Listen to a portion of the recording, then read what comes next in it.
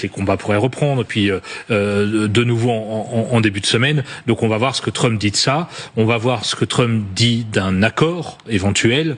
On sait que sa position est de dire que les Iraniens le supplient d'arriver à un accord, mais on a envie d'avoir des éléments sur le fond.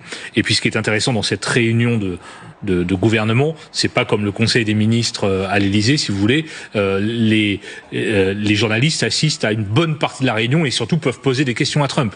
Donc on va pouvoir le passer sur le grill sur, encore une fois, son état d'esprit quant à ce conflit en Iran. Qu'est-ce qui se joue, Sébastien Abyss? On sait que Donald Trump a plusieurs fois donné son feu vert à des opérations militaires en Iran avant d'annuler à la dernière minute. Qu'est-ce qui fait que cette fois-ci, il pourrait y aller pour de bon?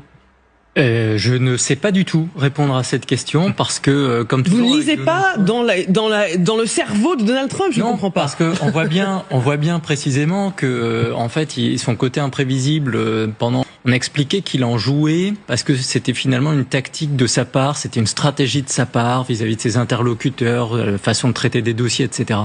Et c'est vrai que ces dernières semaines, on a un peu le sentiment, mais est-ce qu'on se trompe ou pas en faisant ce commentaire, ça je l'ignore, que finalement ces hésitations, ces marches arrière, ces propres contradictions ne sont pas tant une stratégie qu'en fait un effet je suis déboussolé.